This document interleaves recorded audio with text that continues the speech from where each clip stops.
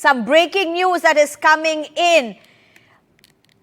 There have been rockets which have been fired over the Tel Aviv airport. This is the main airport. That's Israel's main international airport. Hamas rockets have been fired towards the Ben Gurion airport. In fact, we have these visuals of people running for shelter, screaming, scared travelers take cover at the airport. These are the visuals that have come in. I'm being joined by my colleague Kadambini Sharma, who has been reporting from ground zero at war-torn Israel. Kadambini, these are the reports coming in.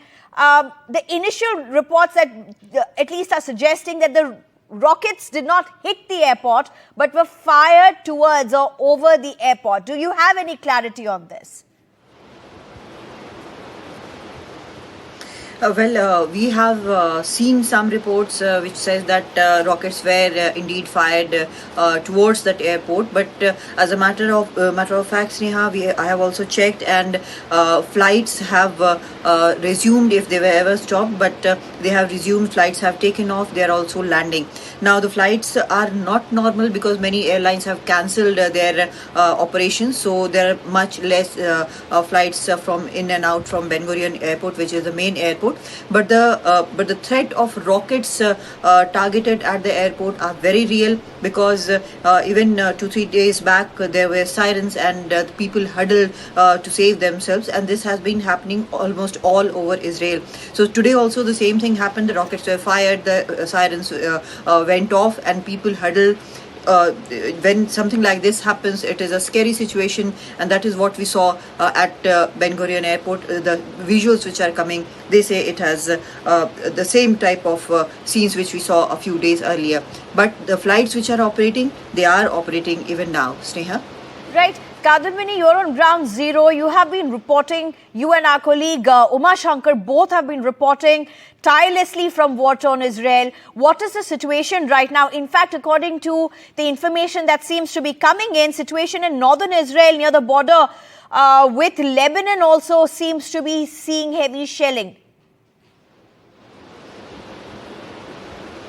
The situation at northern border has been heating up for some few days now, and the situation is quite serious even there. But the IDF soldiers are stationed there. The very first infiltration which happened from Lebanon side, they pushed those few people, terrorists back, and then the IDF is stationed there. They have carried out strikes there. There has been a report by the IDF, the defense forces, that says that there was an aerial intrusion.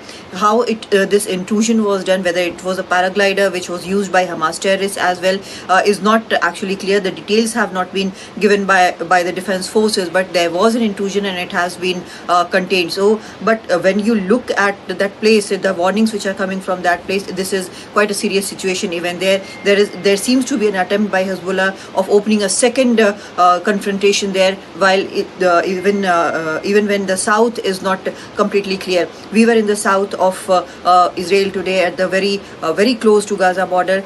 We have also learned that UK's Foreign Secretary James Cleverly went there today, and he met several people there. The situation there is also quite tense. There are lots of defense forces stationed there. People have been evacuated. Most of the people have left their homes for safer places, and there is a whole lot of defense establishment people there, the military vehicles there. It is completely it has become kind of fortress. But even then, there are threats of some Hamas terrorists who might have been left behind here, who may not have been captured or neutralized. So these threats are continuously there. The barrage of rockets is continuously there. While we were in that place, we were there, the rockets, we heard sirens, and rockets were fired towards Israel. So this is something continuing even in Ashkelon, where we are at the moment. That also faces a barrage of rockets very frequently. So this is the situation at the moment.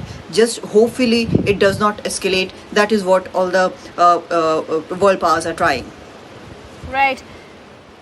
Kadambini, thank you very much for joining. Stay safe. It's tough days ahead for not only our colleagues who are reporting from ground zero, but people, civilians, innocent lives that are caught in the crossfire of some extremely heavy firing, all amid a war.